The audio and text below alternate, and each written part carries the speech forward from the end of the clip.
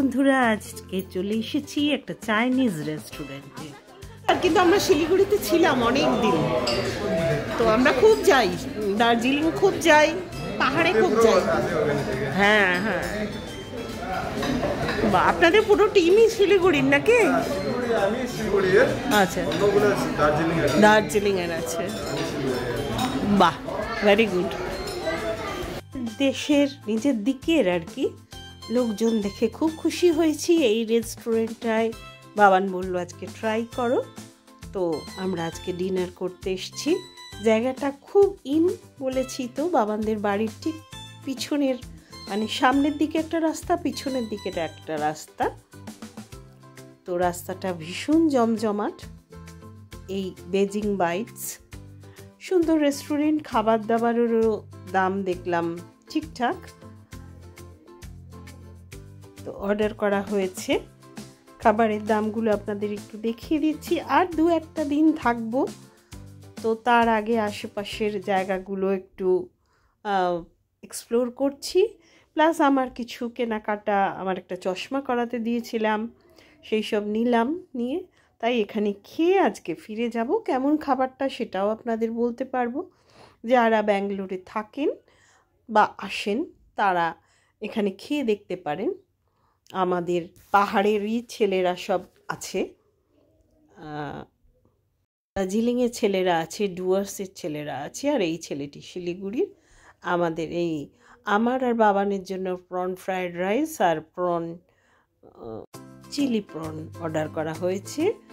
আর রবীন্দার হচ্ছে veg American চপসই, cold drinks, জল এইসব খেয়ে মোটামুটি আজকে হয়ে যাবে।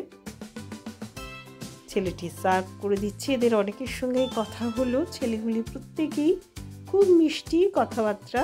খাবার দাবার কিন্তু ভীষণ ভালো, এত ভালো লেগেছে যে পরের আরেক দিন আমরা খেতে এলাম এখানে সেম রেস্টুরেন্টে। আজকে আমরা থাই খাবো, থাই গ্রিন কারি আর রাইস, আর একটা হচ্ছে থাই রেড কারি, প্রন কারি রাইস।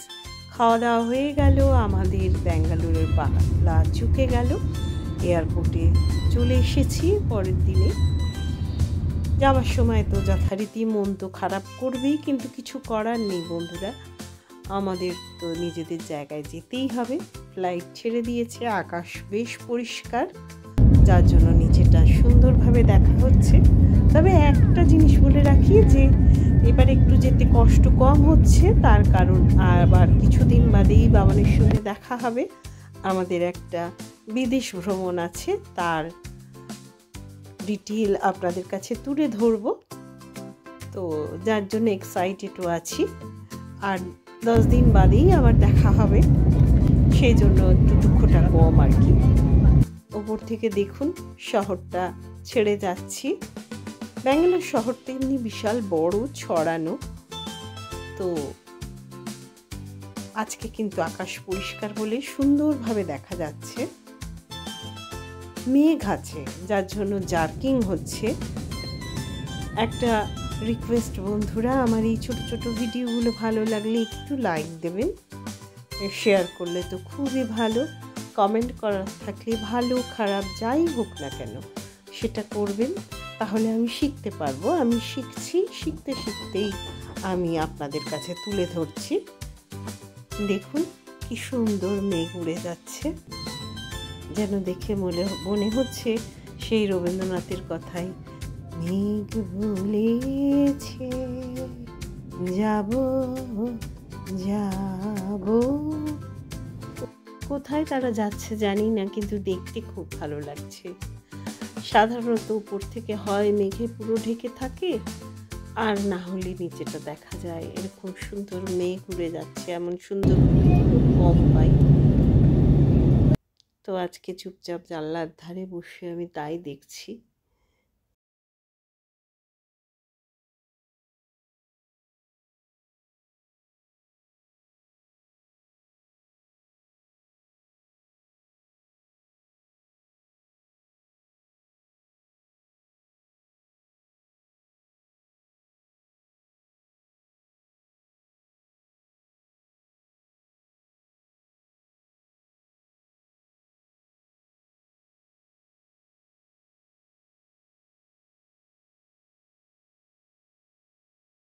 একটা জিনিস দেখছি যে এই অঞ্চলে কিন্তু প্রচুর ভিড়ই।